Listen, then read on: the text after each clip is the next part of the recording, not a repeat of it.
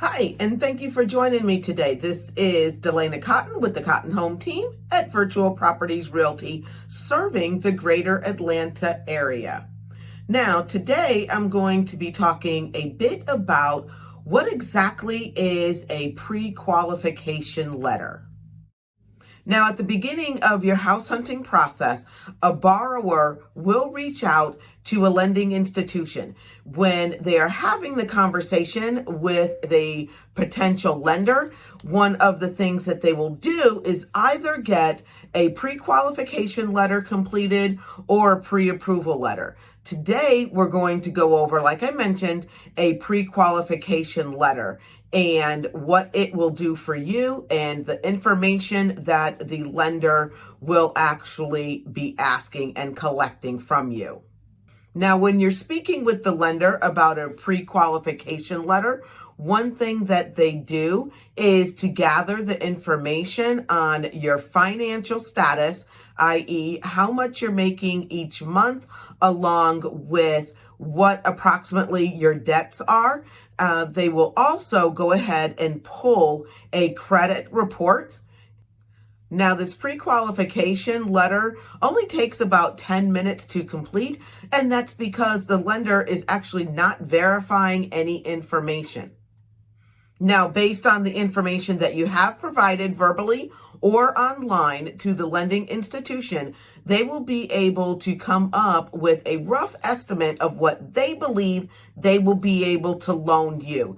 That will give you a good baseline of what price point you would be looking in. Now, remember, this is not something that is set in stone.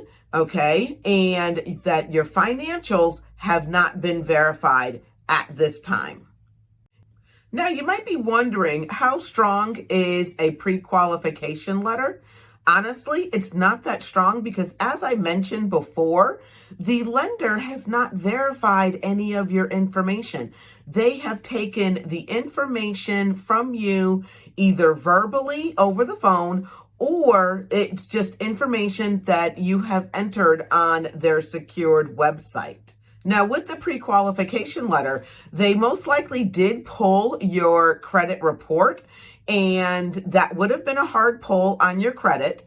And the other thing is that they would not have received any of your bank statements or any of your W-2s or any paycheck stubs. So therefore, all of your financials and your assets have not been verified up to this point. And that's what makes the pre-qualification letter not as strong as a pre-approval letter, which we will talk about in the next segment. Now, as you get started in the home buying process and you are working on a pre-qualification, you might be wondering what is actually required to get the ball rolling. As I mentioned, this pre-qualification letter process is fairly quick, takes about 10 minutes. And that's because nothing is being verified up to this point. So a lender is going to ask for your contact information, i.e. your full name, address, phone number, and an email address so they know how to reach back out to you. They're also going to ask you what your credit score is, if you know that, and that will give them a ballpark of, what your credit profile is looking like, And also note, as I mentioned before, they will go ahead and do a hard pull on your credit at that time. A few more things that the lender will go over with you over the phone is they will get an idea of what price point you're looking to stay in or what price you would like your monthly mortgage payment to be. Now, another question that they will ask is, what type of home are you looking for? Are you looking for a single family home, a condo/townhome? Is this going to be your primary residency or a secondary residency? Now, they ask all these questions because the loan type is going to be different depending upon what type of property you're actually purchasing.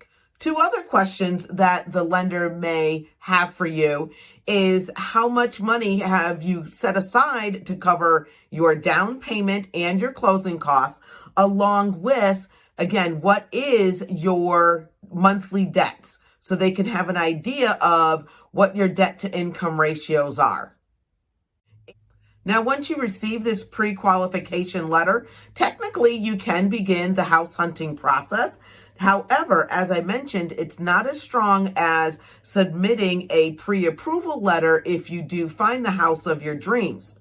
Now, in a seller's market, especially the one that we are in right now, a seller may take a look at your pre-qualification letter and have concerns on if you will actually be able to get the loan. So remember that you do want to be as competitive as possible. So, go ahead, take the extra time that is needed to get the pre-approval letter from your lender. Now that brings us to making a good impression on the seller when you are submitting your offer on a particular home. As I mentioned, since it is a seller's market and there are a lot of buyers currently looking for homes and there's very little inventory, you really need to make your best impression up front.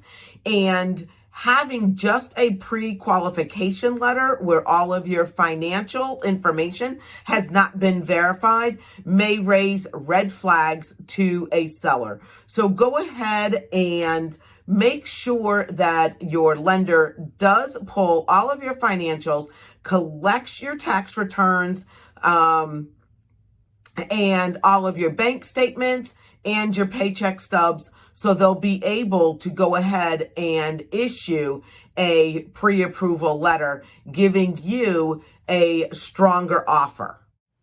Thank you very much for joining me today. I hope you enjoyed the information on what is a pre-qualification letter. If you have any questions, just go ahead, pause the screen, and copy down my information. Again, this is Delana Cotton with the Cotton Home Team at Virtual Properties Realty, serving the greater Atlanta area. And if you like all of the videos that I'm sharing, go ahead and subscribe to my channel along with clicking that like button below. If you wish to purchase or sell some property in the near future, go ahead, reach out to me. I'm more than happy to assist.